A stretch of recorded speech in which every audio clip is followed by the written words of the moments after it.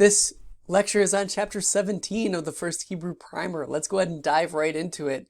Let's take a look at the vocabulary first, starting in the upper right-hand side. It is chai or chayim, regularly occurs in the plural, and it means alive or living as an adjective. Below that is the noun chayim, which occurs in the plural. That means life. Kain means thus or so. Below that, me'ah means 100, me'ah. Below that, we have mizbeach is altar, mizbeach. And then below that is malach, is messenger or angel, malach. In the upper left, we have ana, which is a verb, really common verb, means to answer or reply. Below that, we have the noun ate, which means time. And then below that, a related word, ata, means now, ata. And then below that, we have peh, or p, peh, or p is the construct form, or the word pair form, means mouth. Kodesh is holiness. And then the last one is shana, which means year. You might actually already know that word from the Jewish holiday Rosh Hashanah, which is the new year. There's also some idioms in this chapter. Al-kain, together, the preposition plus kain. Al-kain means therefore. Acharei kain, that preposition acharei kain means afterwards. And then kodesh hakodashim means the holy of holies. That's actually a regular construction in Hebrew for the most exalted of something. So you can think of Melech HaMelekim is King of Kings, or you have Lord of Lords, Holy of Holies, which would mean the most holy place.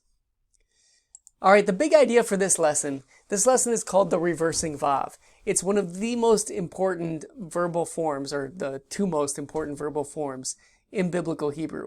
So you already know the conjunction vav, and you already know that it can be attached to almost any word, and it's translated and. The example on the screen there is, David, Yosef, and Joseph dwelt or sat. The and is connecting David and Joseph on two proper names there. But the letter vav actually has another use. It's used in some verbal conjugations. When it's attached to a verb that's either a perfect or an imperfect, it reverses the tense of the verb. And so that's why this grammar calls it the reversing vav. I do need to tell you that reversing vav is probably not the most common way. It definitely is not the most common way to refer to this verbal conjugation. There's a number of different names for it. It's helpful just to be familiar with them, so when you read other grammars or maybe read commentaries, you know what they're talking about. The reversing vav is regularly called, in other grammars, the vav consecutive. So the reversing vav with the perfect, so when you add that reversing vav conjunction on a perfect conjugation, many times it's called a vav consecutive perfect. Other times, other grammars will call it the vekatal, which is just the form of the vav plus the verb katal, inflected as a third masculine singular perfect. So it's called the vekatal, or the vav consecutive perfect, or this grammar calls it the reversing vav plus the perfect. When the reversing vav is used with the imperfect, it's sometimes called the vav consecutive imperfect, or the vayiktol. Again, vayiktol is the form of the vav attached to the imperfect in the third masculine singular conjugation with katal. So the vayiktol, vav consecutive imperfect, reversing vav imperfect are all the same thing. All right, let's take a look at some examples of this. So this top one, this is the reversing vav and how it changes with the perfect or the imperfect. So here, this first sentence, we have, let me just pull up my laser pointer here so you can see it. We have Shamaru B'nai Yisrael et HaTorah. So that's a regular perfect, right? The sons of Israel, or the children of Israel, guarded or kept the Torah. Now let's put a vav on it, and it's going to reverse the tense of the verb. So it's not a perfect, it's going to act like an imperfect. So we have V'shamaru B'nai Yisrael et HaTorah. The children of Israel will keep the Torah. See how that changed from a perfect past tense to more of an imperfect future tense. I do need to say, probably linguistically, a better way of thinking about this than that it just reverses the tense is to say whatever the main verb is in the clause, the reversing vav plus the perfect keeps the force of that main verb. So if it was an imperative, it can be translated as an imperative. But I think for now, as a way into this, it's good to just think of it as reversing the perfect to translating it like an imperfect. Okay, so here we have another example. Ahavta et ha'isha hazot. You loved this woman. You put a vav on the front. Va'ahavta et ha'isha hazot. You will love, and you will love this woman. So you do make sure you do translate the and, the conjunction as a part of it, and then remember that it reverses the conjugation. The last example here is David found, right, the gold, versus you put a vav on the front. It's and David will find, or David finds the gold. Okay, let's look at a couple of other examples here. This is the reversing vav where it changes the imperfect more to a perfect. So from a more of a future tense to more of a past tense. So it's a very similar sentence. We have Yishmeru b'nei Yisrael haTorah.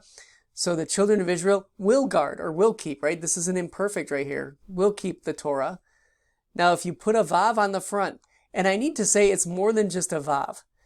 It's actually a vav plus the patak, that a vowel, plus a dagesh forte in the prefix consonant. Those three things together are part of this verbal conjugation. When those are there, then you translate it as a past tense. So this would be and the sons of Israel or and the children of Israel kept, past tense, the Torah. Or here we have you will remember your son, versus you put that vav plus the a vowel, the patak, plus the dagesh forte, the dot in the prefix, and now it's and you remembered your son. You can look at that third example there. One other thing I wanted to say with this is that the reversing vav imperfect, or the vav consecutive imperfect, is always clause initial. That means it's always going to be the first word in the clause, which means that if there is a stated subject, the subject will always come after the verb when it's a reversing vav imperfect. It will never come before the verb. Now you rarely say words like never or always when you're talking about a language, but that's true with this. It's always clause initial, and the subject will never come before it. It will come, if there is a stated subject, it will come after the verb. So a couple of important things to remember there.